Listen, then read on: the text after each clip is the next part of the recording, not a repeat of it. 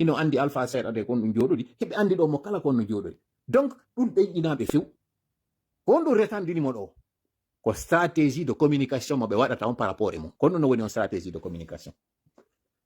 Mamadi no andi wowlino haalaji buy ni moi ni aucun membre de mon gouvernement encore moins de cette transition ne sera candidat ka haala ɗon wandi ka circulde yo oɗo artoya inna j'ai décidé finalement je me porte candidat no sattanimo seeɗa no sattani ɓe kono noon ɓe eɓɓiri ɓe waɗa jentite moƴƴa pupoɓe kañum kadi sino faala fuɗɗo ɗo CNRD ko procédure de parrainage woni e waɗude ni on yi liste ji nama déposama parrainage on woni permis o nani kañum kadi ko Moussa woli ɗo ko kono noon ɓe warrirta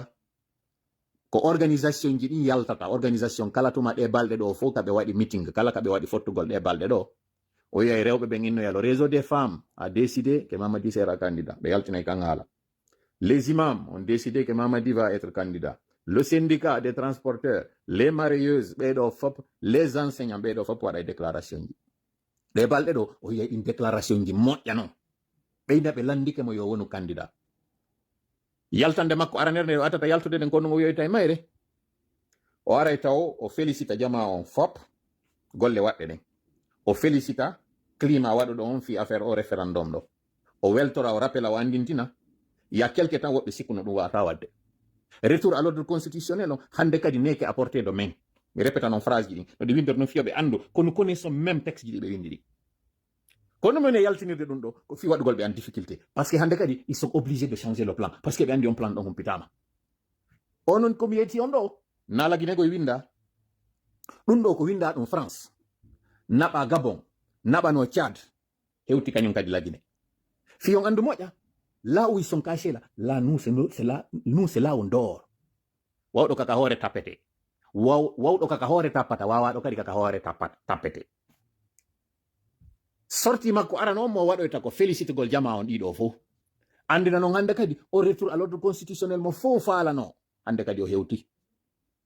o nani non jama on ko wi ko o félicitiɓe tawata ɗon ɗo déjà taw ɓe jaɓi o ɗuma ɗo o référendum ɗo e o pourcentage mo ɓe jaɓiri ɗo o andi komɓe ndo fois jama on hino adhéri ko woni e wadde ko o weltori ɗum ɗo o nani kañum kadi ko ɓe yewti kon o jabotoɓe en temps o porté ko acte numéro en onni o acte numéro en ɗo numéro 2 de acte numéro en on ko ɗi mouvement ji soutien ji yaltoji ɗe balɗe ɗo ɗi wiyo en wondema kanji ɓe ala candidat sina kanko o parrainage mo ɓe waɗi ɗo fo ko kanko ɓe eɓɓi ɓe portay candidat parti politique ji go kañum kadi inna décidi ko kanko wonata candidat maɓɓe ɓe yeɓe déposi no ɓe waɗino ɗum on fof ko waɗete kon woɓɓe ha e woodi innoɓe ɓe yoɓaymo caution o so yaltoyi noon o wiyoya ka acte 2 o nani ka ɓe wowli kon il va réfléchir o yeltitoyto e maɓɓe ka haala ɗo kañum kadi ka bugite un peu partout koko waɗi o discours makko o félicité ɗo jama on fo partenaire ɓe ɓen fof o welto ko tawata kon o retour à l'ordre constitutionnel laatoto woni cette année o prometa noon konko ɓe wowli ɗon kon kañum kadi il va le répondre en temps opportun acte numéro 3 on noon tuma ɓe yaltoy noon ɓe waɗi gi propagande ɗo fop ɓe inni ɓe ari ɓe déposi inde makko nden ɓe waɗi kamɓe kadi ɗum ɗo fof kono jabaki taw o yaltoya noon o inna je vous ai entendu sifa ko watara yewti kon o yi discours watara on no waɗirno suspension ɗo par rapport e présentage gol makko ngol ɗo entre temps noon ɓe yi atmosphére on jama on réagi sali rien ne s'est passé ɓe andi hande kadi marsi on andi wonɗo e ukkade ndiya wulɗan ma e didere luggude on ti adora e nadugol koyngal ngal ma ndara leggal ukka yiya leggal ngal ko ha on to ngal yehi si andi kono luggiri si o yollo Mamadi no ɓuri on fop hulude fewno ɗo conséquence ko ne waɗe ɗo ko o gaynale fellutude mo andi aw koko waɗi ɗo kon no Madagascar ɓurti noon kañum kadi hulɓinde mo ɓurtiɓe hulɓinde kamɓe dundarankeɓe fop hulɓini ha e France fi kala noon France no tawa e mum kañum kadi mais yiltitoɗe laggine yewten ɗon wata en perde filon so yi noon ɗe balɗe ɗo fof ɓe yalti wowliɗi haalaji ɗo fof jam walike tallike hunde mobilisation hus waɗali ko wonɓe wiide yalte so waɗoyimi yiwe kanko mo andi ara hande kadi ko faala ko laatike le temps court e mo andi kañum kadi plus le temps court plus kamɓe ɓe wadde golle so yaltoyi noon o wi'i sabu ko tawata kon ɓe forsimo sabu ko tawata kon ɓe jonnimo confiance o inna o confiance ɗo il faut que o mérita confiance on ko ndeññande noon o wiyoytade je suis candidat o inna j'accepte d'être votre candidat ko ɗum o woloyta ça c'est l'acte 3 acte 4 on o yaltata fes o waɗa campagne o yaltata o waɗa ko jamma on yaltata waɗanamo campagne makko on si protestation ji waɗi ka acte 5 o accoya noon ɓe innoɓe ɓen hande kadi no yaltude kala ka o andi yaltoɓe no wodi wara o nanga ɓe wala no eɓɓiri noon kono ɗum waɗi simi yaltimi weƴƴitani on ɗum ɗo ko fi on andu pandanke meeting ji no waɗede États-Unis pandanke haalaji no wolede ka nder plateforme ji ko ɗum ɗo senerde faala ɗe balɗe ɗo d'ailleurs ɓe jonna en ka hilno ɗen ɓe yaltinana yimɓe ka ɓorti ɓe yaltinana en scandale ji yewten fi ɗin yalten essentiel on ñallal feƴƴungal wo senerde kañum no waddi cuɓal c'est ça qui est vrai ko lutti kon ce n'est rien mi weltori non discours Alaji Sello on c'est bien Alaji Sello yalti wi désormais il faut faire partie Mamadi Doumbouya par tous les moyens y compris par la force c'est bien Alaji Sello c'est bien konko yaltuɗo yewtuɗo non c'est bien mi weltori mais miɗo mari landal miɗo maapi seeɗa miɗo aani fiyon ɗum Alaji Sello acci ha tawata ko mois d'octobre 2025 alors que koko ɓe woni e wadde ɗo il devait faire ça dibirone fiyon ɗum Alaji Sello acci ha hande ka hewti ɗo tawa ko hande ɗo Alaji Sello woni e wirde qu'ils vont faire partie Mamadi Doumbouya par tous les moyens ko on taɗi moyen ji woni ɗin miɗo landi ɗin konto ɗi moyen ji c'est bien beau c'est bien pour enfin Alaji Sello tuttika himpare c'est bien woɓɓe inna e neɓɓude no ɓuri tultude mais hande ɗo mois d'octobre à quelques semaines 28 novembre on ka ko 28 décembre ko on ɗum woni ko Alaji Sello jogi hande ɗo ko tawata ɗum ɗon si ɓe memmini ɗum ɗon ittaymo kango miɗo mari ngal landal fewndo kamen wonno ka collège ka lycée plutôt meɗe marno professeur ɓe jannoɓe men hari géographie mi wowlata ko ka collège e ka lycée fof ɓe jannata min kono kaka collège ɓe attila jannude koko moni wolde ɗo kaka collège ɓe yewtayno ɗum ɓe inna ya 4 choses qui compromettent un résultat ou faire ce qu'il ne faut pas faire,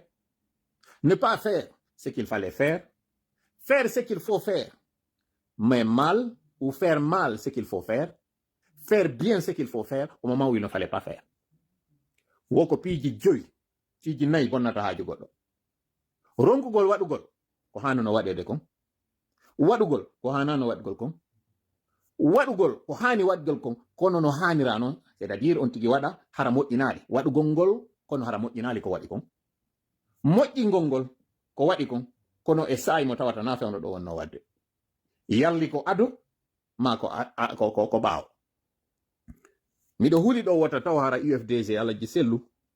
hiɓe o moyen tati e ɗiɗo faire ce qu'il ne faut pas faire waɗugol ngol ko hanano waɗugol ko jonnugol no senirde o tan ɗo fo ha hewta hande ɗo sina noon ino déclarude o hostilité ɗo ɗum ɗo hanano kono kamɓe ɓe waɗi ne pas faire ce qu'il fallait faire ko tawgol ngol no ƴettayno peeɗen fo hawtidira e majje koko ɓe yewti ɗo ko hara inari ko piyon goton ton faire ce qu'il faut faire mais le faire mal c'est-à-dire waɗugol ngol ko hani konko no waɗira no haniri non ko yawgol ngol wona États-Unis ɗo à des milliers de kilomètres kanko Mamadi ka woni ton waɗa discours inna qu'on va le faire partir par tous les moyens ɗin moyinji miɗo humpaari ɗiɗo tati mi watta noon e majji hon ɗum tawgol ngol waɗay noon kañum kadi ko hani kon kono harana e saayi hano ɗon miɗo andi noon welata woɓɓe koko moni e yewde ɗo kon kono minniri on noon mi wowlata ko falɗon nande kon kono mi yewtay on ko hanɗon nande kon fewndo mi yaltuno minni Alaji Sello e kañum koto mum Alpha no hani jonidirde juuɗe on tuma mi yaltano ka ɗo mi waɗa ɗo luyru mi wengano ka on tuma ala ko wolano ka ɗo hande ɗo noon ɓe wonɓe yewtude ɗum curieusement discours ji ɗin ɗi changé c'est bien miɗo weltori mi yaltata ɗo kadi mi fela e goto mi weltori kono ɗo kadi miɗo landi on jama fi hon ɗum ko ma leydi ndin e kammum duɗɗidira taw si wawen andude ko hanɗe wadde kon fi hon ɗum awa hino teddungal mon ɗo jama ɓe woɓe wonɓe yaltude ɗo nanga wigol Alaji Sello a très mal fait Alaji Sello ko ɗum ɗo hanuno waɗugol gibineɓi fi hon ɗum mi yettike en règle numéro 1 ou 2 e ngo cippiro meɗen ɗo ɓawten fawade Allah ko andugol ngol dundarankeɓen fawsi koɓe heɓu doole hoore yimɓe ɓen koyeɓe senditoɓe ɓe waɗa ɓe peccoy ɓe daara kon ɗum ɓe waddidirta ɓe si ɓe waddidiriɓe hakkundeji maɓɓe ara e moƴƴa ɓattodirgol Alaji Sello e kañum Alpha Condé na yimɓe ɓe daroton na kamɓe ɗiɗo na Alaji Sello daroton na Alpha Condé na kadi partiji maɓɓe ɗi koyo ndaaru yimɓe yewtirɓe ɓaawo maɓɓe ɓen hande Alaji Sello ɗo duwaka darude kañum hoore mum inna simi waɗi ɗum ɗo ko ɗum ɗo tunintanmi simi waɗi ɗum ɗo ko ɗum ɗo mi heɓata min Sello na ɗum Alaji Sello hani darugol Alaji Sello hande si acciray goɗɗum naɓay ɗum ɗon tuninayɓe dolokke si ɓe ƴettay goɗɗum kañum kadi na ɓay ɗum waɗanay ɓe labunde na ɗum koye ɓe ndaaru konko ɓe ƴetti ɗum tuuninay ɓe dolokke kono iwtirɓe ɓaawo maɓɓe ɓen kamɓe dolokkeji maɓɓe ɗin tuunay si ɓe ƴetti goɗɗum ɗum ɗo hannde uurinayi ɓe kono est ce que ɗum ɗo luɓɓinta iwtirɓe ɓaawo maɓɓe ɓen ko ɗum ɗo woni landal ngal Alaji Sellu hanuno landugo leader jo kala kañum kadi ko ɗum ɗo landoto hoore muɗum ko ɓe huli ɗon ɓe daɗata kono hatta ɓe daɗa ko ɓay ko ayɓe maɓɓe ino inna noon gaño ma hay si a amanimo e feto o a wiccimo loope nda ñande mi fuɗɗike yewtere nden kono mi landitaki nde Alaji Sellu Gibby fuɗɗi wadde politique mi yewtira ɗum ɗo noon fiiɓa yara innama o waɗi ko toola wiwno kon na ɗum yone yewtirde ɗo onon tigi noon ɓendini hakkil moƴƴa ndaron fiyo yiyan hoore mon ko mone wolde ɗo kon ɓeɓe Madagascar ɗo na quartier goto yaltigoy Madagascar ɗo hina saare wotere yalti so yi Ange Rajwel inni retiri ko wiwno kon o révoki ministre ɗumajo gouvernement makko o nomi premier ministre jo tawɗo ko soorijo ko andugol makko ɓe sooriɓe ɗo e ɓe population ɓe ɗo si ɓe jonnidiri joni juuɗe e maɓɓe ɓeeɗa wippoto joni hande ɗo Mamadi no mari kulol ɓurgol ngol mo mari sattede ɓurde nden puisque noon Alpha Condé président Alpha Condé lit politique muɗum on tun ko 40 ans ko wi kon o fuɗɗino ko Gibby tan Sékou Touré o parcours ngol jurol ɗo ngol wawata wonde jurol yanirowol ñallal gotal 5 septembre ça c'est impossible andi to noon Alpha Condé président Alpha Condé woni président FEANF on FEANF tawɗo ko fédération des étudiants d'Afrique noire ko on organisation ɗon waɗi indépendance yo heɓo e nder Afrique pays africain ji ɓurɗi ɗin ko ɓeɗo woni sombo muɗum donc mo mari on esprit ɗon mo mari on expérience ɗon o woni président Laguiné o woni président Union africaine o woni président CEDEAO simi fayale ene ɗon sikka oɗo heɓa e ɗiɗo fo ɗiɗo ronka battinde e kala pihunkun o nangi ɗo taw ndaaru neɗɗo on ndaare parcours makko oɗo o wona duuɓi 11 himo andi ƴawru kun e joldu kun e nder ɗin duuɓi 11 o soodi condi o soodi janɗe himo mari kañum kadi condi mo mari janɗe goɗɗi e muɗum ko tawata o marino ɗum Gibby tawno hari o hewtali taw ka laamu mo mari o expérience ɗo mo mari o mentalité ɗo naafi hande o nawi ene onon hiɗon sikka goɗɗo wawa e fokkintinde hande ɗo ko woni doole acca o ɓaawo yetela hiɗon sikka o e hoore ko jogi o expérience makko ɗo fuu ɗiɗi mi linti ɗo fuu fuɗɗinoke dartade Sékou Touré dartike Lansana Conté e hoore ko dartiɗe ɗo kon fof o tuumirama ko waɗuno kon on tuma ene hiɗon sikka oɗo ko ma o tindine ko waɗata oɗo o wona ɗi duuɓi 11 ɗo fof hara ala mbuuɗi ene o wona ɗi duuɓi ɗo fof kanko hara Gibby o fuɗɗi o lit makko ko paykun ko ɗum ɗo tun o andi o wala ɓiɗɗo mo mapuri o wala ɓengu mo mapuri ene hiɗon tañƴini oɗo ɗi relation makko fof à l'extérieur si heɓete ɗo hande nokkure nde tawata koye mayre wonete ko waɗi wo fokkintinire ɗon hiɗon tañƴini oɗo goɗɗo wawa wattirde o ɓaawo ɗo mi yewtira on tu woni taw hakkil fi yon yiw andon oɗo mi yiɗi mi añi onon yiɗu ɗon añi ɗon oɗo wataka wattirade ɓaawo so nani e sayi Amadou Tamaro Camara wonɗon kakaso inni le RPG est tellement gros qu'on ne peut pas le mettre de côté ko yimɓe ɓen on no yewde fi mum kono ko mawɗo on o faandi mi haɗa waɗon mi arta noon joni Alaji Sellu ɗo no mari popularité few Alaji Sellu hay si a addiɓe e berɗe mayɓe ɓe immoto yalta immo ɓe kellana ɓe waɗana ɓe bende fuula ko ɗum ɗo kadi Alaji Sellu yiɗi ɗum ɗo kadi ɓe wawi ɗum ɗo moƴƴa hiɓe mari ɓernde ɓe mari expérience le seul ministre golluɗo jonna projet tawɗo on projet on ko financement occidental projet on exécuta haalande mbuuɗi ɗin heddi na de wiyeɗi lanni yo avena waɗe mbuuɗi yo extra ka lande yo mbuuɗi go lande mbuuɗi heddi ɗin mbuuɗi ɓe huniɗi ɓe addi ɓe jonni ɓe ndawno ɓe jonniɓe donc siko sengo ka intégrité wiwgol ngol ka nunɗal ɓeɗo no andira ɗum eneyi ɗon sikka ɓeɗo pendant 11 ans ko ɓe waɗi konka gouvernement et pendant 11 ans ka ɓe waɗi konka opposition 22 ans goɗɗo no e politique ɗon sikka Alaji Sellu ɗo kañum kadi heɓali relation ji heɓali expérience heɓali base solide si hara hande ɗo padre fokkintini goɗɗum e hoore ɗiɗi o mari ɗo fop fi hon ɗum padre hino décide kañum kadi wata wadde goɗɗum tawnaɗe Alaji Sellu donc en andi jaka IFDG kañum kadi Alaji Sellu e militant mum kañum kadi ko huyre janɗude nde tawata nde watake wattirede ɓaawo hiɗon tañƴini hande ɗo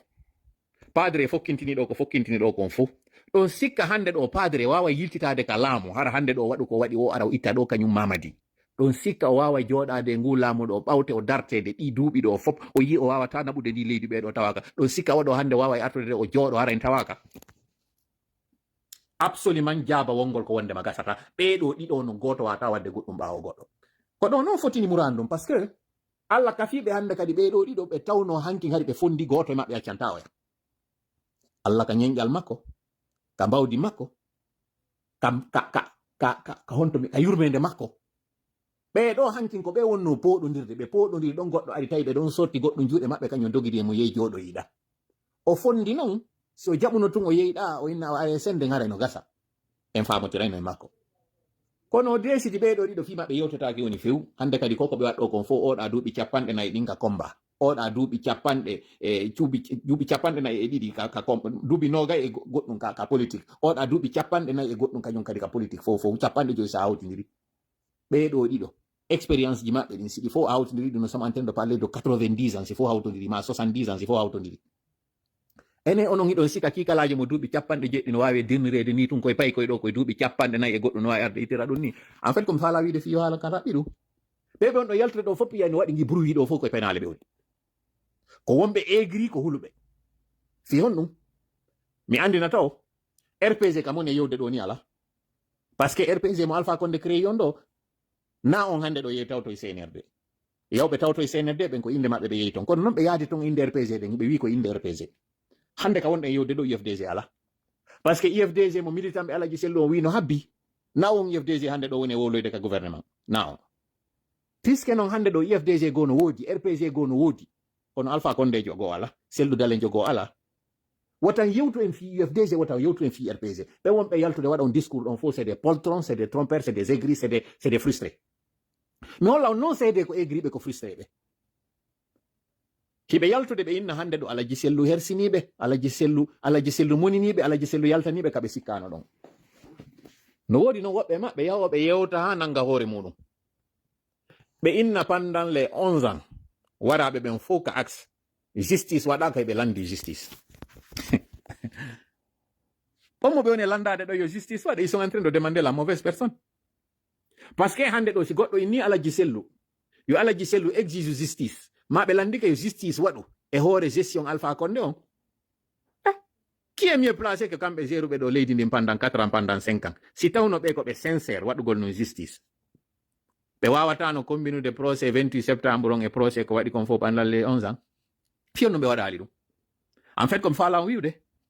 ɗi trolji ɗi ɓe woni e nelde ɗo yo ar boucha en noppi ɗin wowla ko woni e wolde ɗo kon ka réseaux sociaux ji yoɓe fewto CNRD ɓeyna CNRD yo juge hoore mum par ce que en réalité procès rpg procès 11 ans ji Alpha Condé ɗin ko sooriɓe ɓen hana ñawede ɗi par ce que ɗi duuɓi 10 ɗo fof à part ko waɗuno kon entre les deux tours ka woɓɓe memmini sigiri meɓɓe memmini kirwa ɗuma kan honno kursa woɓɓe memmini kankan raɗi raɗa ɓen ton guere waɗi mi yi'ali ka militant jo ƴetti leggal sutani militant jo go mi yi'ali ono stratégie o fuɗɗinoke gibi 2010 goy 2010 kañum kadi fewndo alliance on waɗi entre Sello Dalen e Sidia c'est les mêmes on tuma kañum kadi yaltuno nangi noddugol ka radio ji inna Selluti nous a déçus victime ɓe amen ɓen fore kari amen yeggitali ɓe han joni en fait mi faala on tun hollude ko stratégie nawyuɗo wonɗon e yiide ɗo donc ne vous faites pas tromper o stratégie neeɓi ko waɗa 2010 ko on ɓe gollitirno ɓe yeeti militant ɓe Sidia ɓen Sidia yeeyi parti mum o ɓe inni Sidia wawata yawde alio e kanko Sello Dalen alors que ka fottano kon fore karia ɓe piwno woɓɓe maɓɓe ɓe lancani ɓe otoje ko nden hawre ɓe waɗuno on tuma Alaji Sellu en fait tuma Alaji Sellu nangi huyre yeɗɗude nde wo ɓe heɓay ka ɓe yalta ɓe wowla ko ɗum mi faala yettade ɗum ɗo noon pour nous c'est un très bon signe parce que ça veut dire holli Alaji Sellu memi noon ko hanano memede ɗon ñande go mi landiki en ɗo minni sa woni e nokkure ka tawata ko ayɓe ma tu won ɗon ino inna noon ko ya ƴettu ko faalaɗa ko miijitoɗa e mum moƴƴa kono ɗo ya waɗude fewjinoɗa mi landi noon ɗum ñande goɗo minni kon ɗum waɗata jababa wongol ko ya lando ayɓe maɗa ɓen si ɓe fewjanima yaaru ñaamo andi kaka nano amuɗa yarugol yara ka nano en fait comme faala wiwde so yiɗi ɗo fof miɗo andintinde en ɗi kala hekkeru ndu yiɗon ino yalta hekka ka réseaux sociaux ji ɗo no wiya wondema Alaji Sellu les a trahis c'est des traîtres c'est des hypocrites c'est des lâches Alaji Sellu na hande fuɗɗi ƴettude des bonnes décisions babbi ɗin ara ka réseau ara ka taw ka bureau ji nder ton nanga wi ko Alaji Sellu son ƴetti on décision c'est mauvais ɓe famina wondema ko on décision ton bonnante Alaji Sellu mi yiɗitano en ɗo 2010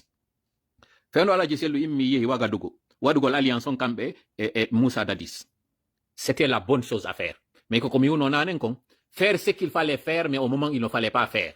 Alaji Sellu ko 2010 hanono wadde dum. Papa Koulibaly ari tawi be inni do yo alio e bawo goddo faala andude taw kon woni sor Moussa Dadis on ka woni Wagadugu.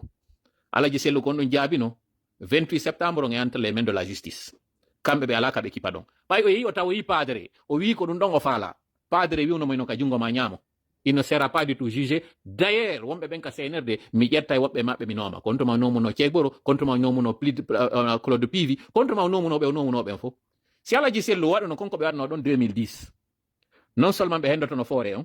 be hawtindira don e ko tawata kon sidi atawti be don hande kadare no c'est fini. Be fecca no few. Kono malheureusement Alaji Sellu il prend toujours la bonne décision mais au mauvais moment. Il retarde. Malheureusement. Comme on est wolde no mi yeti ko mi fala ka wolde fi Alaji Sellu. Mais puisque il faut, parce que ko fewti en kondo no se résume pas Alaji Sellu. Si en tewti ke Alaji Sellu, en tewti ke Alaji Sellu woni wadde kon en yata e nokku. Puisque non bimbi nyande 28 novembre do ma 28 décembre do ko wado e tawo juuroyto en juuroyto e modon juuroyto Alaji Sellu tay ngaccir Alaji Sellu do murado do il faut en fop immode. Fewndo mi yono 2020 nous sommes tous des Sellu dalen hanjoni on vidéo no wodi. Je sais de quoi j'étais en train de parler. Alaji Sellu était très mal entouré et il continue encore d'être mal entouré. Voilà pourquoi décision ji moƴƴi ɗin fof si ɗi fokkiti si ɗi sakkaka wo koye ɗi critiqué. Comme j'ai dit encore une fois ko stratégie tawɗo ko rodaɗo moƴƴa non ɗigginaɗo moƴƴa non ɓowrina moƴƴa. 2010 ko ɗum ɓe waɗano Alaji Sellu, 2015 ko ɗum ɓe waɗi Alaji Sellu, 2020 ko ɗum ɓe waɗi Alaji Sellu. Tuma yuɗo ɓe fewjani Alaji Sellu ɓe no mayi seke ɓe andi ɓe gayni wadde hande kadi ganta iru maɓɓe ɗum. Ko moni woldude ɗum ɗo mi humpitike kino ɓendinede fewndo ɗo wiwgol sonna Alaji Sellu ko ɗum woni Hajji Halimatu ɓay kamɓe ɓe wawi natude lagine ɓe yalta que yo kamɓe yoɓe dépose candidature indépendante. Jusqu'ici miɗo toleri on Alaji mi yaltal mi yenni on ɗo mi yennale e goto kañum kadi e moɗon ton par ce que yettagol goɗɗo gonga ko hoyre goy kono ñande waɗu ɗon ɗum Alaji Sellu e onon UFDG mi wallinay to guere on kadi no mi wallinirnomo noon kañum kadi fewno ka nangodirano ɗo fewno commune kamɓe moɗon ɓe wonno yaltude atta kammi j'ai bien fait on tuma komi yaltuno ko wonɗum par ce que kon prévenno kon ko ɗo yaltoy en fait komi falno hollude jama o wonɓe e sakkade en ɓen ko ɓe wondo ɗon. Heureusement pour nous et malheureusement pour vous ɓe yaltini on tuma fewndo tawno CNRD no remude ɓe yalti ɓe waɗi guesa maɓɓe ɓan on deññande toola on feri kelal ɗe feri ɗon ɗen ɗo fop on sakkitori kañum kadi artoyde ɗon. Pourquoi onon ko neɗɗo on won ɗon attaquude na ideji neɗɗo on pourquoi awɗo kañum kadi noon no mi wallinirno on tuma cippiro ngo wonnoɓe arde ɓe wiya na UFDG hanoɗa attaquegol ko RP ko ɗuma ko CNRD mi walliniray noon kañum kadi fi affaire CNRD o mi yeggitay CNRD no wadden koni wadde ko mi yiltitoto mi combatay on noon mi naatay noon hande kañum kadi e lince woɓɓe moɗon mi yeeto on ɗum ɗo c'est pas une menace parce que mi daari mi tawi en fop e yiiɗo en daari en tawi UFDG ala ƴoƴude par ce que innugol ɗo ɗon fokkiti ɗo élection présidentielle onon e makko kanko CNRD ko yawgol blanchisa laɓɓinana ɓe jonna ɓe gonga e hoore ko ɓe waɗi ɗon ko mi wowla ɗum ɗo jama lagine on fop nana on idée mo wonɗon e yewtude ton gundo wondema yo Hajji Halimatu dépose candidature indépendante et que on yawye onon iɗon hooli vous allez avoir la vérité des urnes on accitirtaɓe hoore maɓɓe mi fewta jama on ɗo fop mobilise ɗon ko billahi si Alaji Sellu waɗi ɗum ennemi men numéro 1 en andi hande kadi confirmi wondema Alaji Sellu est une top c'est un collaborateur du CNRD c'est un collaborateur du système mi wowla ɗum ɗo mi hoosa ton on kañum kadi mi fiifo ɗo on fop nanon Mamadou Sellu Dalen Diallo Hajja Halimatu Dalen Diallo onon ɗo ɗiɗo si on jooɗike on yewti ton no seedeske wonɗo wo hay siko Ablaye Bas on faala wonɗo wo présenté mo ko billahi son présenté candidat jo mo CNRD yara ɗo on confirmanima en ko wondema vous êtes un collaborateur kono wolli wallitade CNRD ɗum ɗo andon ɗum ɗo taw fop jama on kadi anda ko on plan hande ɗo wona yewtede fi muɗum ça veut dire que ko wonɗo wolde kon na gonga wonɗo wiwgol wondema il faut les partir même par la force ngal dambugal on uddengal hande ɗo priorité men on fop règle numéro 1 ɓay ɗon hooriɗo mari militant ko noddugol ɓe militant e koko moni e sutade ɗo arigol kala nugol life ɗon ɗo prépare ɗum ɗum ɗo wona mo kala ka woni ɗon pré e hoore ɗum ɗon par ce que fannimanti ɗon waɗi onon ko kartal addata on e laamu on holli han joni on yaggali on jangali on famali mi yalti mi furniti ɗum ɗo dañande mi ɓaldike andingol ngol mi humpitike ɗin option ji tati ɗi jogi ɗon ɗon kanko Ablaye Ba Hajja Halimatu et tammo mi alamo wolde ɗo parce que je respecte la personne pour le moment et c'est pas une personne très connue woɓɓe woli inni fo de usu ɗon andi o reseti joni non konko on ɗo e wadde ɗum vous êtes en train de vous compromettre. On non mo tawata ɗon o jeeyaɗo e leñol goo mo tawata kanko tigi o décline o inni o faalaka wadde ɗum ɗon sabu ɗum ɗon haɗi mi yalta mi wola ɗo inde makko ndek ko ɗum haɗi mi wola inde makko nde les trois nollaki on circulé koko eɓɓugol wadde ɗon vous êtes en train de vous faire harakil ko ndi kañum kadi waɗirɗon geste mo tawata ko on jonni CNRD tan ha ɓe hewti ɗo ka jamno ɗon ɗo yawgol tawe o dialogue maɓɓe e o konko ɓe inni ɗo wo ko yo waɗu à jour ko ni kañum kadi waɗuɗon men ɗo ha hewtoɗen hannde ka wonɗen ɗo jama on fop yo prépare o anda ko ɗum ɗo wona yewtere fof il n'en est pas question ɗum ɗo arten noon joni e yewtere nden ko mone wiide en kon ɗo ko hannuɗe wadde ko na yen accu ha hewtoya konko mi yeeti en ɗo kon fof gere si a andi an e goɗɗo on jusodirta ta habbo ha waɗa ado an waɗugol ko onno non wonɗen adorde ɗum ɗon hande ɗo discours alaji sellu on ko haani kono yetoro jama on mo kala ka woniri hande ɗo prépare ɗen suɓoɗen ñallal e yi ko waɗi kon ka o cité konno ko cité miniére vidéo ji circulɗen ɗo ka jama on ari sunni camion je ɓen ɓurɓe ɓen iɗen andi ko militant ɓe RPG ɓurɓe ɓen ɓe waɗuɓe ɗum ɓen en tout cas nokkure ka waɗi ton ko nokkure nde tawata ko bastion RPG sifa ɓe noon ina ɗuuɗi koye wonɓe ton tawɓe ino ñoññinni no habbi ɗum ɗo ɓe ɗuuɗi wurin son jentitike description militaire jo ɗumajo kan agent jo maintien d'ordre wonnoɗo e film de on ko inni wo c'est des communautés qui ont quitté la brousse ɓe ɓe ari on andago e ko on ɗum fewndi ni on faama mi falaka noon kañum kadi on faamo fof ni sooriɓe ino préparé ino habbi koɓe habbi wo ko fever men on ko yiwɗon waɗi ɗo kon Madagascar ko lagine ɗum hanuno waɗugol nde añande so yimi attaque France tuma fokkiti wo ko France woni moye alerte de wiyamo hunde kaari no fokkiti nde añande ka élection ji maɓɓe koɓe waɗi ɗo o mascarade maɓɓe ɗo kaɓe ni ko référendum woɓɓe hay no gayni hebilade mi andina on noon ni taw alaji yaltuɗi ɗi naaɗi fof go yooti ɓe équipe no ndeññande yimɓe ɓe yalti na fo ɓe artidi koɓe jonnano kon fo artali na kadi yaltunoɓe fo arti ɓeɓe jonnuno alaji ɗi naɓe fo arti ɗin ɗon noon alaji ɗi tawata ɗi artali ɗi tawtodiri e alaji goo kañum kadi yaltinanoɗi tawtodiri alaji goo kañum kadi maranoɗi tawtodiri kañum kadi alaji goo kañum kadi arɓe kañum kadi adda mi wowlata zone ji ɗin ha mi comprometa ko woni kon ton mi fala tun andi nde o mi ɓasinana on sooriɓe ɓen hiɓe habbi ye memminagol meɗen noon koko koyɗol ngol holliɗa kon na action tum memminoto hendu ndun noon ndiyan ɗan walwalare aɗoɗo tappa mo nde ardira e ɗon goy kono ko yiwɗon ɗo fello ngon himo dari e calum dame du Mali mo faala lumbitude ɗon mi andina on noon taw en passant copine makko on kanko Mamadi ko mo maali e mberen addanayi on ɗo photo compte makko on ko mone waɗirde ɗum ɗo ko fiyon andu miɗo andi net humpiti moƴƴa publication mo waɗuno on nun on debbo miɗo yurmaɓe miɗo kirɗaɓe par ce que en fait andi ɗum ina wawi koye pay koye son inni suuɗagol on andi koye ɓe ƴetti juuɗen ɓe waɗa ka yeeso ɓeyna mi suuɗike hara ɗa reni ɓe waɗa ko noon CNRD woni e waɗde koko yimɗon ɓe waɗa ɗo ko noon wa'aninmi par ce que ko ɓe woni jooɗade ɓe yewta kon fop ɓe haalda ko noon wayri bon ɓe jonna on ɗo ka ɓe intoxica on ɗe balɗe ɗo ɓeyna bon dissolution gi gouvernement wi ɗo ɓe jonna on ka hilno ɗon ɗe balɗe ɗo yimɓe ɓe yiya ɗum ɗo kadi fof ino tawa e ko ɓe heɓɓi kon ça ne doit pas nous intéresser wota goto kadi aro nanga wiɓe ino rappelu golɓe wondema ɓe respectali hay constitution maɓɓe ko ɗum ɓe faala koye yaltu ene légitimen koye yaltu ene wiye ɗe rappelude ɓe waɗal ɗum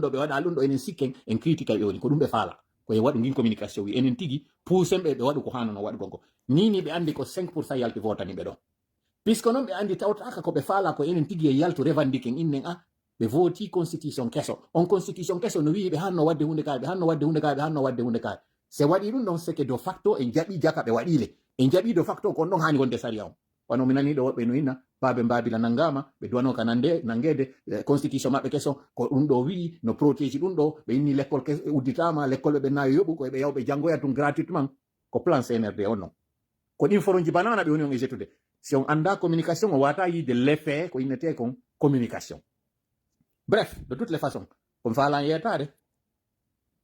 si jama on bembinike nokku gotum ɗum watta goɗɗum CNRD kono si jama on fof kadi bemminike ɗe blendeji e ɗuɗuɗe wi image ji ɗin ɗon andi blende hino mari kure limité ko wawata wadde wo kadi si yimɓe ɗuuɗi ha ko yimɓe 10 e nder blendewal gotal si ɗuuɗi ha ara ngal janɗo ha feƴƴiti ko yimɓe 10 wonata nder ton jon non considéren 150 blende yetten 150 on nombre ɗon wi'en 150 blende no wodi ma ƴetten 300 hay e say ko woɓɓe no ɗo 300 blende ari multiplier ɗon 300 par 10 personnes haren ƴettu ɓurɗe e janduɗe ɗen 10 personnes 300 fois 10 ko jeɗu na 3000 agents ɓe 3000 agents ɓe ɗo fopo ɓe wona sur toute la Guinée ko wonɓe ɓen Conakry ɓeɗo 3000 agents ɓe senditeɓe non joni pour 33 préfecture ara yawno configuration ara non 33 préfecture o 3000 ɗo senditanemo 33 préfecture haray préfecture kala ko blendeje jeelu heɓata préfecture kala ko agent ɓe jeelo heɓata en wi ko ɗe 300 sare kala si innama haray ko 300 nous avons 33 préfecture si innama joni sare kala yo heɓu 10 ko 300 jiɗi lannay hara no heddi 3 préfecture ɗi heɓali haran inno 10 blende ɗin 10 blendeji ɗon si tawi en inni kañum kadi ɗi kala ino mari 10 personnes 10 fois 10 ko 100 ene 100 personnes wawa e dartade Zérekore 100 personnes wawa e dartade Kankan 100 personnes wawa e dartade Pita si ɓe samɓe ɗo mo kala e maɓɓe jonnama finkari ndin finkari ko ndi wawata waɗude ko 150 kure ndi wawata wadde sina ara ko sen je ramboɗen ɓe jogi 150 ene ɗon cañƴini ɗi 150 ji ɗo si ɗi multipliama par 10 o 1500 ɓe wawa yarde wara guinéen ɓe fof en fait ko moni on e waɗande o calcul koyon faamu CNRD feetali haka yalta ina wara 14 millions de guinéen ɓe wawata ɓe feetali ha ɗon hiɓe feeti hay ɓe feeti ɓe jawɗi kono CNRD wawata warde hay 500 personnes ɓe wawata e yiɗo Ange Raswell o yaltuno ɗo o yoɓi hay mbuuɗi o jonni soriɓe o noddi ɓe waɗani ɓe mo kala 300 euros 300 euros kako 200 euros alors que non ko ɓe wowi heɓude ko moyinde ɗum o sikki ɗum ɗo wawaymo dandude komi faala wiwde tawi habbo ha CNRD waɗa koko woni wadde ɗo kon fof jawalo talloyɗen deƴƴi mobilisation o yo fuɗɗo fewndo ɗo hande ɗo discours Alaji Sellu innayo mi landike en nane minni kon ɗum woni moyen moɓe jogi on ɓe jogaki ɓe ala finkari ɓe ala mbuuɗi yonoji fi dartagol ɗon padre no jogi ɗiɗo fof kono koko jogi ɗo kon fof o jogaki ɓe yimɓe tawɓe ko ɓe déterminé partout e nder la Guinée on mo jogi militant ɓe goyi kono jogaki ɓe partout Alaji Sellu kañum kadi no jogi militant ɓe goyi ɓe jogi ɓe kadi partout kono ɓe jogaki o moyen ɗo si ɓeɗo ɗiɗo hawtidiri mo kala e maɓɓe jonni consigne goto onon yalte tun heɗo ɗon menen ko lutti kon komi waɗata ko ɗum ɗo mi woni on e wiide anton noon ka réseau social ɗo mi arata mi weƴƴita fof goy plan on fof o yetetake ɗo plan on fof naɗo o addete o yewte ɗum ɗo noon mi yewtu par extrapolation mi naɓay on ka ɓuri hattude ɗon andon noon ɗen blendeje ɗon kañum kadi si ɗeɗo fof yaltinama ka yaasi ɓe soriɓe ɗo fof ɓe mari ɓeygure ɓe soriɓe ɗo fof koye men ɓe jeeya ɗon sikka ɓeɗo fof ɓe jonnete moyenji ɗin ɓe yalta ka yaasi ɓe fewta o population ɗo ɓe fellamo fiyade goto c'est une question de logique c'est à dire ko hakkille moɗon ɗo mi woni e findinde ko kanje mi woni e noddude on andi koko inete dictature ndundarankeɓɓen fof ko mix ɓe créata hoore maɓɓe ɓe waɗa mystère c'est dire ɓe waɗa hoore maɓɓe kukuyi ara ningi ko argol taw faminana jama on heɓe mari on soutien mo tawata goto jogaki wono fewndo Firawna e fewndo Nimrudu ko bileyagal ɓe wonno gollitirde ɓe ɗaɓɓi noon soriɓe tawoɓe e hoore bilewu maɓɓe ngun kañum kadi ko ɓe soriɓe ɗo yahata nanga par ce que na jinnaji maɓɓe ɗi yahino nanga jama on koni ko jinnaji maɓɓe ɗin wiyayno jama on son sutanike o hunde o wawantamo kural natata e makko finkari natata e makko fuu son gaynantamo jama on waɗa ɗum ɗo ka hoore maɓɓe ɓe hoolo ɓe inna d'ailleurs si a ari a ɓatikemo o anday siɗa yeɓi waɗangol mo ka bonni o anday ɓe waɗa ɗum ɗo ka hakkille mon Sékou Touré ko ɓe wiyayno wo Sékou Touré no marno wo hari hurundare wo si tawi goɗɗo no falanamo goɗɗum si ɓatike hurundare nde wonde gaɗay nde andinamo o anda ko hombo wo kollum kun sappomo ko ɗum mi nanayno no wiye ɓe gollitir ɗum ɗon ɓe inni wo ko hay goɗɗo eɓɓi waɗangol mo ka boni si a ari a memaymo tun hande kadi hakkille maɗa ɗen majja ɓe yewtiri ɗum ɗo sukamo ɓe ƴettuno ɓe sulinimo ɓe jonnimo laaɓi ɓe ƴawnimo e hoore leggal ɓe inni yo otowal ngal yo ngal arga rewa ley ɗon mo anduno fes fi on o yani e hoore makko ƴetti laɓiki wawalmo wadde goɗɗum ɓe inni ayi mo mari maji mo mari on sa ya innuɗa wara ma wawata ɓe awi ɗum ɗo e ko e jama on huli inni na o memeteɗo ɓe inni o mayata miɗo anditi ka monno paykum Sékou Touré haale mayinole mi nanayno ɓe inna wo Sékou Touré ko an 2000 mi sikka ko 2000 de mi yeggititande ɓe innayno nde wo o yaltoyno ka keesuwal makko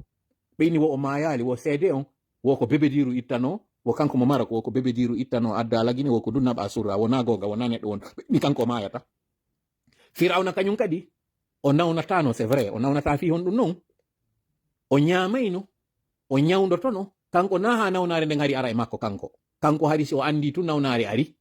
no woduno ko yahayno o ƴetta hara kanko nawnare ɓe yiya non ɗum ɗo ɓe holoɓe hoɗɗo kanko nawnata o mayata ko ɗin mitji ɗo ɓe waɗata e hoore on tigi mamadi ɗo non kon ɗum waɗini jama on o wiwɓe taw mo mari sanamuji mo mari lekki kala anduɗo waɗanaymo goɗɗum o anday ko ɗum ɓe waɗi e hakkille jama on ɓe watti ɗon kañum kadi ɓe inni français ɓe no soutenimo ɓe mari service de renseignement téléphone ji ɗin fof no écouta kala ko ɓe waɗi périmètre on ɗon fof caméra ji no ka dow satellite no hollude jama on fof waɗi ɗum ka hoore mum hooli hoɗɗi kile invincible o memotako Allah non ka hollugol en ko fenande yi ko feƴƴino kon 4 novembre Allah waɗi caméra ji ɗi ngolli en ko honno sukaɓe seeɗaɓe ari nato e kalum ye yaltino e prisonnier ɓe feƴƴi kalum yalti fewnaɓe ɓe haaɓe hewti balliye yiltiti kañum kadi maƴƴini ɓe e yi ko feƴƴino ɗon ko en fait firawna kañum kadi ko ni firawna faminanno jama on wondema mbileɓe makko ɓe ngala ko gaynata kono ko honno non on dundarankejo yanirta ko tuma jama on defimo honno non ɓe defirtamo koye Allah hollu jama on ko wiɗon ko ina gonga ɓe faminana jama on ɓenna ko ɓe allaɓe yiltete ka qissa ashabul ukhdud ko yimɓe tawnoɓe ko feranoɓe e nder guyanji yiite ɓe wara kono non ɓe warirano ko ɓayɓe dartike lanɗo dundarankejo ɓe inni men andi na woni Allah c'est à dire ko mi faala wiide fiyo haala ka raɓɓi ɗu koko wonɗo yiide ɗo fof ɓe wolana on ko penale ñabbale seede noon ko minen e yettade ɗo kon gibi min fuɗɗi humpitade ko min humpitade ko gonga sendirdi no andayno top josi no tawa e maɓɓe haray no ɓe wawi no nangude ɓe wonɓe min humpitude ɗum ɗo c'est une question de logique minen e yewtude siko gonga gibi mi fuɗɗi o yettade ɗo mina par exemple mbuuɗi lanni haɗa yaha woni e simple ji ɗin haɗa yahaali wonɗi compliqué ɗin ene ɗon sikka koko mun e yewde ɗo fof ko nitu mun e humpitorde ɗum ko wonduɓe e makko kanko tawaɓe e kañum décision ji ɗin ko ɓeɗo ɓe gaynata tun huccitaɗa yeyeto men inda ko ɗum ɗo ɓe eɓi ɓe nan kadi no yaltu yettoɗa jama o ɗi mbuuɗi ɗi wonɗon e yiide ɗo ɓe eɓɓunoɓe sensayɗi simi yaltano mi woɗi ɗum ɗo ɓe waɗayno ɗum ɗo fof ko minen e yettorde ko fiyon andu c'était mythe na e maɓɓe kadi fuɗɗi c'est comme ça que tous les dictateurs ça c'est miɗo anditi hari mi nanayno ɓe inna wo burkina ɓe ɓen fof no ñawdi ɓe inna rébellion ji aroji ɗin fof yiidoɓe burkina ɓen sa famotiraɗe ɓe burkina ɓe rébellion maɗa o marsata e yiiɗo restaurant ɓen ko holli en ko fenade ñabbande ɓe inna wo danso koɓɓen fof no ñawdi kure natata e maɓɓe ɓe donsoɓe kure natata e maɓɓe ko gille janduyi ɓe waɗani ndaare ɗo hande vidéo ji kañum risteroɓe woni ɓe nangirde wara ɓe ɓe fellaɓe kadi jeeso jama fof ɓe holla na gonga kure no nata e maɓɓe en fait ko sa hoolike goɗɗum wona gonga ko fenade ñabbande ɓe wiyayno Blaise Compaoré ko waɗi so wawi Thomas Sankara wonmo mari lekki ki lekki ɗon ino waɗi kanko ko il est invincible o fellotako o yiyotako o mutay ɗum wonano hoore makko ɓe inni wo ittotako e laamu ɓe inni mo mari lekki wo jama on déjà rebelotako contre makko en fait tuma nanɗon ɗum jaɓuɗon waɗɗon ɗum ka hoore mon ko ɗum kadi laatoto o memotako o hewtotako c'est faux dadis kañum kadi c'est la même chose ɓe faminannomo minanno ɓe na dadis no ñawdi komo kure hewta e makko omo on ɗon e yiide ɗo ko honno tumba o penade ñabbande ko ɓone wiide ɗo ko imo wawi fino yo welu simple mi holla on ɗo koko wona yewtere ɗo kon fof c'est de la légende c'est des artifices ko fenade hiɓe mari ɗo mbileji mo ɓe inni wo ko Moussa Kafiri woy mo andi ko arata mo ñawdi ɓe balɗe ɗo waɗi accident mo barmini ni mi waali siko gonga o wiyeteɗo ɗo Moussa Kafiri no ɓe wiiri noon hino andi ko woni arde ko fiyon ɗum o wawano andude wondema o waɗay accident on accident kadi mone wadde o barma e otowal makko ngal lannay siko gonga o ino yiyayno ko woni arde si c'est vrai no ɓe woni wirde noon kamɓe ɓe andi ko woni arde ngal otowal ngal okka ɗo tawgal ko kesal so anduno ngal otowal ɗo ngal waɗa e accident o watano ngal change de ene jonnelal ngongal go si seede Allah hakkil no ñaawa jama koko mone wolde ɗo fof mi harto ko hollugol on c'est une légende c'est faux ko ɓe woni e wiide ɗo ko vous êtes sur écoute c'est faux c'est archi faux équipement jiɗi ɓe jogii ɗin ko équipement woy to so koyni koye ɓe woni humpitode ko tawata mintika mon ɗo mi ɗo hakkude téléphone goɗɗo mi anda ɗum aussi simple que ça miɗo wawi andude ɗum c'est dire na ko wirni hay seeɗa ko ɓoni e wadde kono puisque yimɓe ɓen janga yimɓe ɓen no weli hulɓinde ɓe ara ɓe faminana on ils ont le contrôle sur tout c'est faux c'est archi faux ils n'ont pas le contrôle si ɓe marno contrôle mi yeetiki on ko wanno kon 4 novembre ɓe anday si ɓe marno contrôle piiji buy wano piiji buy sumuɗi ɗo ma piiji buy wa he taw aj to naɓan ɗo e yewte to juutina yewtere nden en fait mi faala yon faamu ko gara marja wonɗon e yiide ɗo seynirde fus sina hendu rien ya foy zéro ko honɗum no waɗi si ɓe jooɗi hoore mon ɓe entretenu ka hoore mon déjà taw wondema ils ont le contrôle ils n'ont pas le contrôle ɗiɗi ɓe faminani on que la partie est gagnée ɓe gayni fof ɓe wawi c'est faux ɓe maîtrisa si on faala noon yiwde yiyemo kanko Mamadi Konno yalter fi yaltugol joua basket ka pale fi o yaltu tum fi yaltugol jinda ɗon il faut dispositif de sécurité ji fof waɗe ɗon fi o wawa yaltude waɗa ɗum ɗon c'est à dire c'est un prisonnier ko prisonnier ji wonɗon e yiide ɗo simo hoolino hoore makko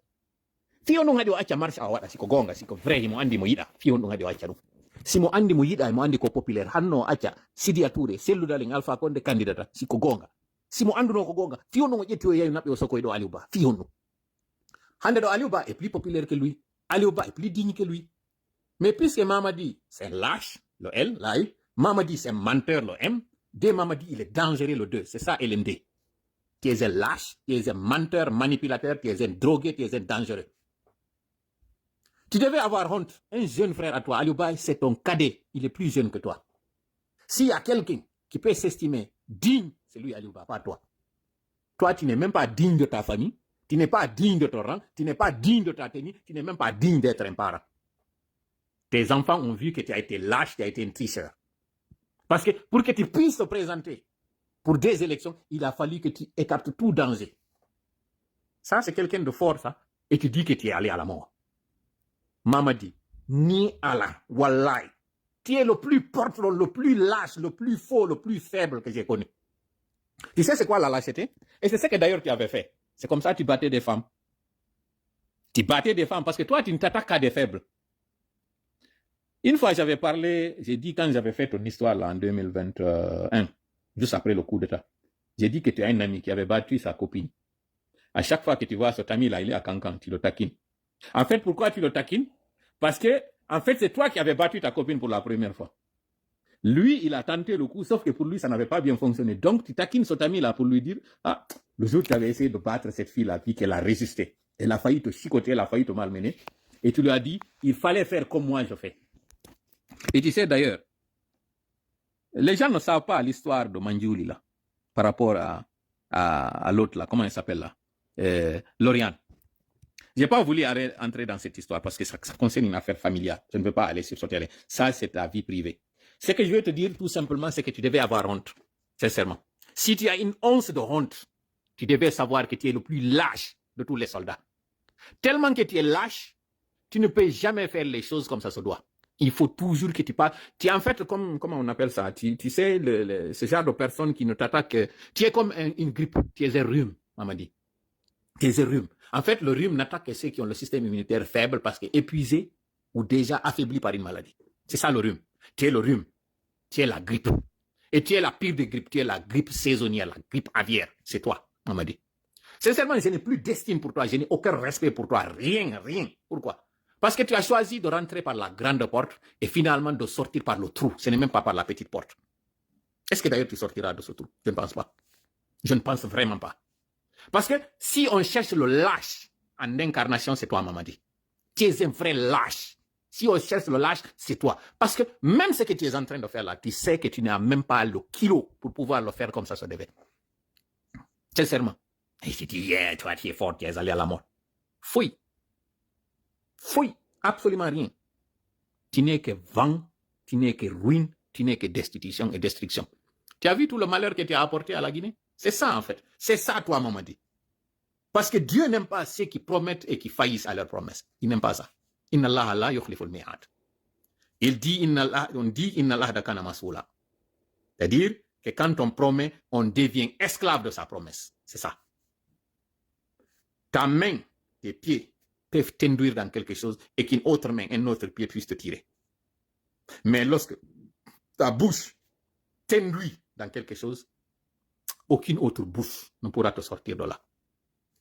Tu avais dit qu'aucun Guinéen n'allait mourir pour sa conviction. Et là, tu as l'ambitieux projet machiavélique de t'asseoir sur des cadavres. Ça ne marchera pas. Tu as le choix, hein? On t'a averti, Mamadi. Tu ne pourras jamais t'en sortir. Je le dis encore, je répète, je suis celui qui avait prédit ton arrivée. J'ai même donné des descriptions. On parle de Matouré, parce que moi, je ne suis pas dans la géomancie. J'ai prédit, j'ai dit c'est quelqu'un à l'image de Moïse qui a été élevé dans le palais, dans la cour du roi, qui va venir enlever le monsieur. J'ai même donné le mois. C'est de cette façon-là que je viens aujourd'hui te dire que c'est une minime chose, aussi minuscule, que tu ne pourras jamais imaginer. C'est cette chose-là qui causera ta chute. Minuscule. J'ai parlé aussi d'une femme. Les gens ont dit qu'il ne fallait pas parler de cette femme-là parce que dès que tu vas parler de cette femme-là, ils vont éviter. Non, j'ai fait exprès de parler de cette femme-là. Tu sais, en fait, la beauté de la prémonition, c'est que malgré le fait qu'elle soit connue de tous, elle n'échappera pas. Nimrod, son père était roi. On a dit à son père, tu auras 2 enfants, 2 garçons. Parmi ces garçons, il y aura un qui sera à la base de la chute de ton royaume. Fais tout pour l'éliminer. Il était au courant. On lui a donné les indices, les caractéristiques, les signes particuliers de cet enfant. Il a compris que c'était Nimrod. Il l'a pris, il l'a remis à un de ses soldats, il dit, va l'éliminer. Là, amène-le à l'hôtel.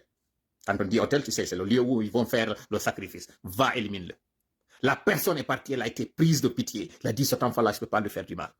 Il l'a pris, il l'a confié à quelqu'un d'autre, il est revenu, il dit, j'ai exécuté la mission. Cet enfant-là a été élevé ailleurs. Il a compris qu'il était le fils du roi. Mais que le roi l'a rejeté. Pire, le roi voulait l'éliminer. Lui aussi, il a décidé qu'il va éliminer son père. Il est venu, il a éliminé son père. Tu as vu? Malgré la prémonition, malgré l'annonce, malgré les indices, il n'a pas pu échapper. Le roi est parti. Lui aussi, on lui a dit, il y aura un garçon qui sera né dans ton royaume. Ce garçon-là sera à la base de ta chute. Pas direct, mais indirect. On parlait du prophète Ibrahim. Comme pour Moïse, il a dit, alors moi aussi, je vais éliminer tout nouveau-né. Il a éliminé tout nouveau-né masculin. Sauf que ce garçon-là,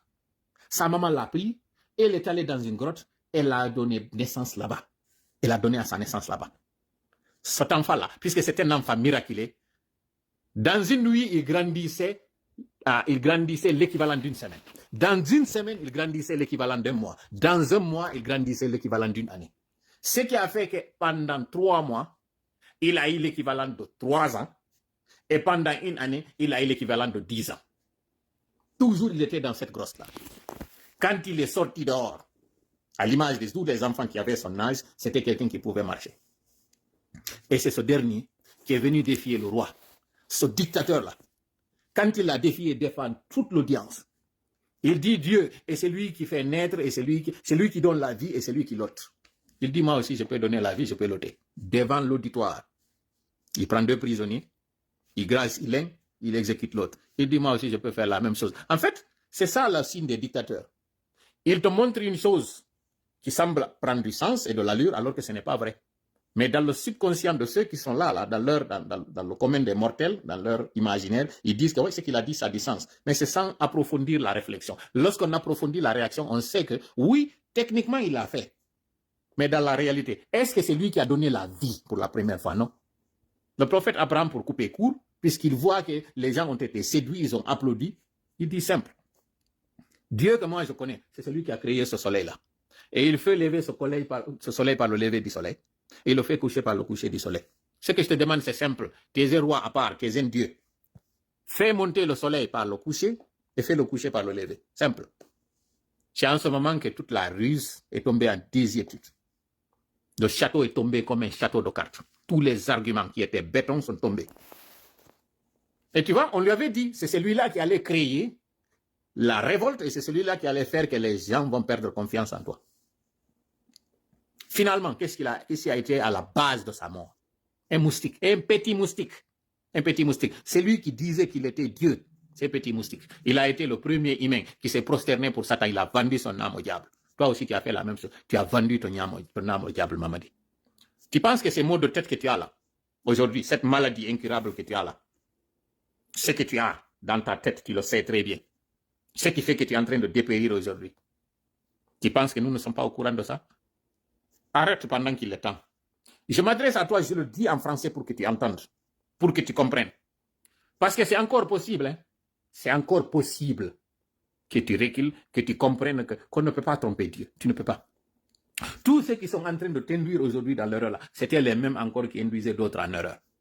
Vous qui sortez là pour dire qu'Alpha Condé a tué. Alpha Condé n'a tué personne. Et il n'a donné ordre à ce qu'on tue personne. Ça, je le dis et je l'assume. Par contre, toi, Mamadi, il y a des images de toi qui circulent où tu es en train de gaillardement, fièrement, éhontément, en train de tirer des cadavres sur une pick-up. Profanation de corps. Qu'est-ce qu'on fait de ça? Hein? Combien de personnes ont été éliminées comme ça? En fait, comme il fallait en y être, si mi wowli fi on debbo mi wowli fi no yiwirta no Mamadi wata évitude ɗum ko hoddira kon waɗa e feslato o yetanoma noon go inama saraka tala kono han joni hoolaki han joni mo waɗani e ɗiɗi e plus himo yiwde ko waɗi kon feƴƴimo ɓuurimo hoolade Allah ko noon ko wiyata kon sanastadrijuhum min haythu la ya'lamun ma fa umli lahum inna kaydi matin. Allah wolirali ɗum ni tum min habbantoɓe min accaɓe ɓe yeyira cuɓal e konko tawata ko fiyo men nangoyɓe ko Allah daali ɗum. fellite ko woni e wadde ɗo kon fap ko fino Allah nangirama woni e waɗirde o daɗata kañum kadi. hare mi haɗa waɗo yewtere nden janngo si Allah jaɓi ara jonidiri lande fuu no wirɗen noon ko toriɗen alaji sellu ko toriɗen alpha ɓe fop koye ɓe andu. hande ɗo wota ɓe wolan men fus discours ji ɗin c'est bien beau c'est bien, mais CNRD hande ɗo na discours faala. CNRD ɗo en tout cas en fait kon ɗo wadde ko ɗum de ɓe faala nande ko yo jooɗo ɗo e wowlugol. ko woni noon ɓe faalaka nande hande ɗo ko yo yewte jama on fop mobilise ɗon heɓila ɗon ko ñallal gotal wonɗen noddoyde ɗo ndeññande jama on fop mo kala ka wontiri ko yaltuka kene ɗo noon yo ɗum ɗo waɗoyde yaltoygol jama on e kene ino woodi ko wonɗen e wiwde ɗo yo yimɓe ɓe waɗu ton hawjugoy je donne 3 semaines koko wonɗen e yewde ɗo fi mum 3 semaines e nder ɗin 3 semaines ji CNRD no wadde ko woni e wadde kon ko nenen kadi e nder ɗi 3 semaines ji ɗo alkamsa wonɗo e arde on ɗo si Allah jaɓi on fop hoore mi yeggituno nde ñande wiwgol ngol no juulugol ngol e nelaɗo allahumma salli ala sayyidina wa sallim ɗum ɗon kañum kadi koye waɗe joni noon ko aroyta ɗo na astahfirullah on tu wonɗen e waɗude en hoore e alkamsa wonɗo hikkude ɗo e jemma on ka subaka ko waɗoyten ko astahfirullah al azim alladi la ilaha illa huwa al hayyul qayyum wa atubu ilay koko mi wali no mi hoyɗi koy koko mi hoyɗi min ɗum ɗo mi yeti ko min hande mi yetta on ko mi hoyɗuno mi hoyɗi kañum kadi avion je ɗiɗi hino wi no décollude décollage majje on tawi ngala hino dow ngala wongal dow ngal no ɓuri janɗude no ɓuri fanɗude wongal leygal hino janɗi ɓuri ngal fanɗugal ngal tawi no wawi wasi kangal ƴawande maggal on hino mari vitesse ɓuri janɗugal ngal kono tawi kam woni yiide ɗon yiɗe décollude hino wawi so ɗe memidira joni ɗo dari ɗe memidira ɗo joni so ɗe memidiri tun ɗe fettay neɓali gotal ngal tawgal ngal hino janɗi moƴƴa non wayi wasi hendu hino tappude ɗe ɗiɗi non saabu ɗum ɗon ɗe ala ƴawde moƴƴa kangal tawgal ngal hino ɓuri janɗude ngal transformi ngal wonti waña citerne hendu ndun tappigal ngal fuuyi ngal yantiti ɓaawo ɓay ngal yani tawi habbiyo ngal fettu ngal fettali malgré ko ngal yaniri wakakol kangal yani ɗon mi yi pilote ɓeɓen ko civil ɓe mi yi ngal fettali kono min ni fettay no joni par ce que ko citerne ni no yirne ɗen o image indian e ɗuma avion indien ɓeɓen no ngal ƴawirno no ngal yani ngal fetti ko noon kañum kadi mi yiri ngal ɗa ngal yirtike ɓaawo kono ngal fettali tunne ɓaali mi soori ɓe waɗi ɓe teniji maɓɓe kañum CNRD ɗin ɗo hiɓe waali ɓe huɓɓi yiite no sumi e maɓɓe ɓeyni ɓeɗo kaka aviowal wonno minni donc aviowal ngal huɓɓi inayi minni aw ɓe civil ɓe maynino ɗo pilote ɓeɓen kamɓe kadi ɓe darata ko ɓen pilote ɓe ɗon mi yiwno kangal yani mi andi ko civil ɓe kono mi yii sooriɓe ɓen teniji maɓɓe ɗi no huɓɓi yiite kamɓe kadi ɓalli maɓɓe ɗi no sumude hiɓe gertade yimɓe ɓen no innude ko ɓeɗo wonno ka nder aviowal ɗum ɗo ko alkamsa no wetude juma feƴƴunoɗo na oɗo oya feƴƴunoɗo ɗum ɗo noon anduɓe ɓen fof firo koyɗi on ino andi aviowal si ngal ƴawi ngal yani ngal fetti ko lanɗo on woni mayde ma ɗum ɗo ko kanko goɗɗum hawrata mo ɗum ɗo fof miɗo addude ɗo mi jonna en fi en andu ko onon yawiti ko onon sikki ko wonɗen wadde ɗo battinta ko onon kadi sikki ɓe ɓe laworaki ko risque janonomi woni arde mi ƴetta ɗo mi yewta en ɗiɗo fof siminino risque dans le sens que ɗum ɗo fof on maray miɗo andi jama on si mi hawriti ɓe wowlata kono si mi falji tumɓe yeggitay ko mi wiwno kono si mi falji ande neɗɗo on falje ɗum ɗo yaltinoyte sakite mais je prends le risque de venir ici vous dire sans crainte que question CNRD on elle est déjà scellée question makko on kanko Mamadi son sort est déjà scellé lanni na noon ko moni wiide ko lanni ɓay ɗum waɗano gimal ɗo fellite ngol gimol ɗo yo ngol continue si allahu lanɗo jaɓi ko lanno ɗum lannata noon en tawaka en tawete yono ɗo yo jooɗo ɗo e sikkugol wondema lannima ɗum sikkon ɗo fof ko Allah waɗanta en Allah waɗanta en fof en torike mo o nani ko toriɗen kon o jaabinay ɓay koko foti ud'uni astajib lakum nodde lan ko yamirore astajib lakum ko fodore o wiɗon noon honɗum ɓen ɓe tawata mawnintinanike mo torugol mo ɓe naata yiite ɓe naata noon kañum kadi ɓe lutta nder ton o faala natude yiite miɗo andi goto mo falaka ɗum en tout cas min do mi falaka natugol yiite ngen noon no fuɗɗi e wongol nge yiite nge CNRD fuɗɗi en ɗo haysi noon nanda yaadayi no ɓurdi kono si en jooɗike ɗo en noddali mo en toraki mo kanko Allah haray en lundike taw ko wiyen kon noddugol mo kanko Allah du'a on ko dewal ko ɗum ɗo fotinidi ko dewal wonɗen e wadde jama koko wonɗen torade mo ɗo Allah wiyen wallumen Allah ko du'a wonɗe wadde ko dewal